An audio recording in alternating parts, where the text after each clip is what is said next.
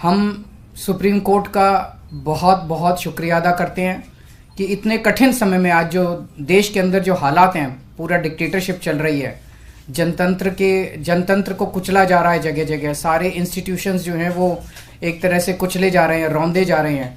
ऐसे में supreme court का ये जो फैसला है ये बहुत मायने रखता है जनतंत्र के लिए, और जनतंत्र को बचाने के लिए ये सुप्रीम कोर्ट का फैसला बहुत अहम है।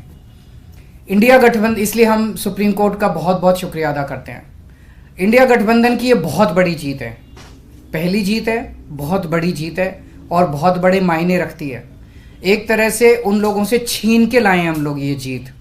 उन लोगों ने तो चोरी कर लिया था ये चुनाव, उन लोगों ने तो वोट चोरी कर लिए थे, लेकिन हमने हार नहीं मानी। हम आखिरी समय तक लड़ते रहे, संघर्ष करते रहे और अंत में हमारी जीत हुई। तो ये पूरे देश के लिए, इंडिया गठबंधन के लिए बहुत बड़ी जीत है और बहुत बड़ा संकेत देती है देश को।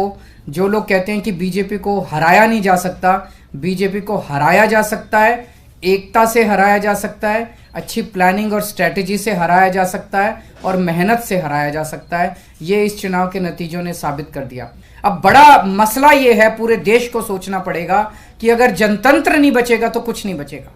आज जितनी कॉन्फिडेंस के साथ ये कह रहे हैं 370 सीट आएंगी, 370 सीट आएंगी, एक तरह से देश के लोगों को चैलेंज कर रहे हैं ये लोग कि तुम्हारे वोट की जरूरत नहीं है हम लोगों को, हमारी तो आ रही है 370 सीट। तुम्हारे वोट की जरूरत नहीं है हम लोगों को, हमारी तो आ रही है 370 सीट।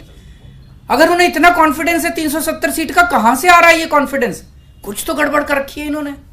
और जिस देश, अगर किसी देश के अंदर चुनाव के पहले पार्टियां साफ साफ कहना चालू कर दे हमें वोट की जरूरत नहीं है, हमें लोगों की जरूरत नहीं है, उस देश के अंदर फिर जनतंत्र बहुत बड़ा खतरे में है। पूरे देश को मिलके, 140 करोड़ लोगों को मिलके जनतंत्र को बचाना पड़ेगा। इससे ये भी साफ है ये लोग चुनाव जीतते नहीं हैं, ये लोग चुनाव चोरी करते हैं। आज ये पूरे प्रकरण ने, चंडीगढ़ के पूरे चुनाव ने इन लोगों को बेनकाब करके पूरे देश के अंदर बेनकाब कर दिया।